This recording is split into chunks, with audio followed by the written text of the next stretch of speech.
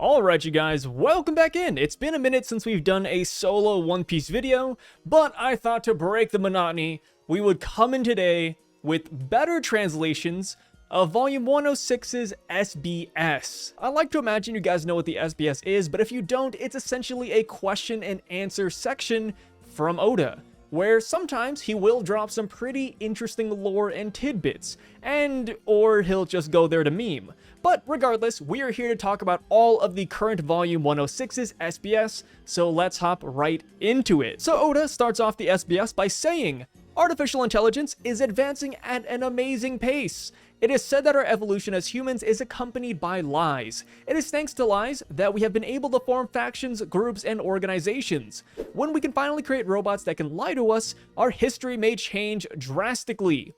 Anyways, the future is full of action. Let's start the Future Island arc, Volume 106. Let's go! I think Oda's intro here is very fitting for Volume 106, considering we spend a majority of this volume trying to find out who the traitor is among the satellites, and it is a good example of what can happen when the robots we create can lie to us. So now, on to the actual SBS. Somebody asked Oda to draw Brook if he was aged up by 20 years and 40 years. This question right here does have a lot of precedence, since Oda has indeed drawn the rest of the Straw Hats at the 20 and 40 year time skip intervals. The only Straw Hat he left out was Brook, and he decided to clear the waters now. So this is Brook current day, this is Brook in 20 years, and also, here is Brook in 40 years. Yeah, it looks like Brook really is just immortal. The next SBS question, somebody asks Oda, who is more popular amongst the ladies between Shanks and Ben Beckman? Oda answers this by saying that Shanks would be more popular among the ladies, but Ben Beckman is the one who was more flirtatious, and he ends it off by saying that Ben Beckman just loves women. So we can kind of assume that Ben Beckman is the Sanji of the red hair pirates. So on to the next question. Somebody asks Oda, please tell me the order of the crew in regards to drinking sake. It appears that Zoro and Nami are really powerful, but I want to know the strength of the other Straw Hats. And Oda responds by saying, this question is kinda confusing. There is a difference between loving to drink and the power to drink.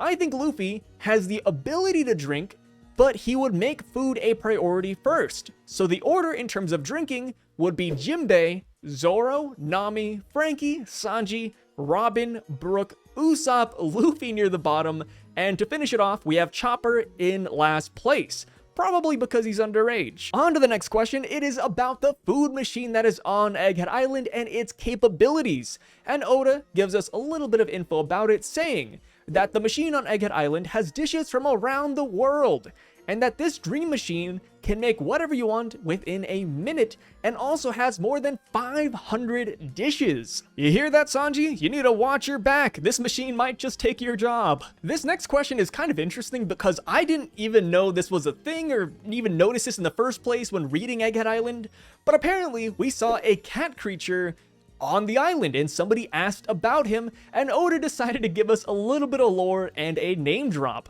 Apparently, this cat creature is named Josh, and it is one of Dr. Vegapunk's lab assistants. Alright, so on to the next question. They ask about Admiral Ryokugyu, and they say, I understand now. Regarding Greenbull, he says in chapter 905 that he hasn't eaten in 3 years, because it's annoying. Which means that's because he represents the forest and he's able to photosynthesize.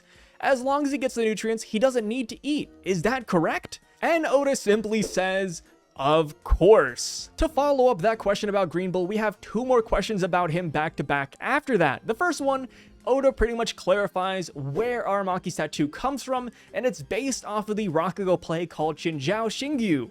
And Shingyu essentially means to take somebody with you when you die. Oda finishes this off by saying that Admiral Aramaki has a tragic past with women, and that is why he has this tattoo, which does make me really curious about his backstory, and I hope we get to see that in the future of the manga, because we do know that Admiral Ryokugyu and Admiral Fujitora both have very interesting marine backgrounds. They were 2 admirals that got drafted during the time skip, so I am curious to see where he came from, and hopefully Oda expands on this. The next question, also about Greenbull, is about what type of justice Greenbull has, because all of the other admirals have their own sense of justice, and they're all kind of distinct as well. We have lazy justice, absolute justice, reigning justice, etc. So they were curious about Greenbull's. Oda says that Greenbull's is firm justice. Also, I just want to throw this out there, but I've seen some other translations which say that it is deadly justice, so we will have to wait for more translations, but yeah, firm, deadly, kind of the same thing, right? But Oda also expands on this and says that since a lot of people have been asking this question about Fujitora, he wants to throw his out there as well, and Fujitora's sense of justice is honorable justice. And again, since translations are still a little bit up in the air, another translation is righteous justice. So the next question brings up something again I didn't even notice myself, but they ask, hey, in volume 105, chapter 1061, we saw a Navy base, G14, and if you look carefully, we can see round things that look like balloons in the background. Are those balloons? Did someone hang it there at the base for fun? And Oda says yes, those are indeed balloons.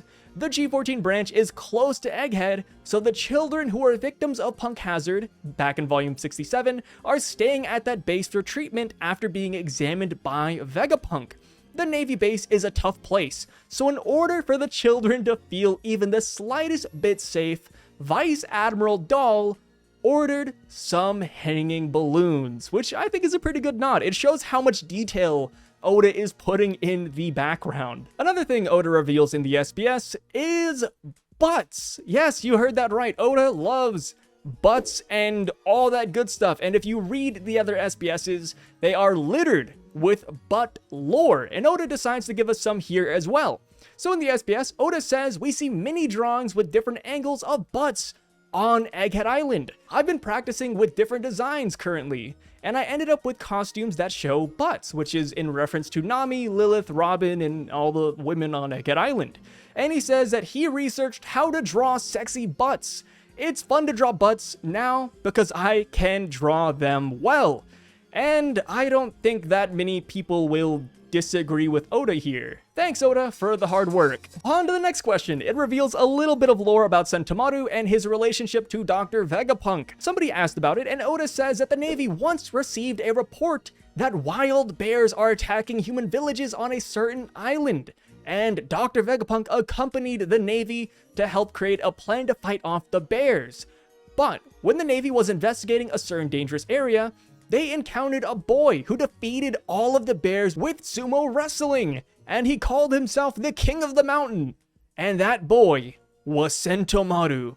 He was a boy who was abandoned by the villagers because of his violent behavior when he was younger. Dr. Vegapunk was astonished by the strength of this boy who was abandoned by the village. And also this boy was apparently really hungry, so Dr. Vegapunk hired him as a bodyguard. We love to see it, and I always like that side characters like Sentomaru get a backstory in the SBS. I mean, granted, it would be better if it was in the manga, but not every character can get a fully fleshed out 2-page long backstory in the manga, so it's nice to see that they get some love here. So on to the last bit of lore from the SBS, we have Oda clarifying what S-Snake's petrification means for the people who got stoned. It does not mean they are attracted to Kid Boa, but it simply means that they found her a little bit cute, just like how you would think a baby is cute. On to the next SBS. This one isn't exactly brand new information, but I'll just throw it out there anyways. But Oda pretty much says that, yes, since Film Red, you may have seen Bluno and Khalifa appear as CP0. By now, all of the past CP9 members now belong to CP0.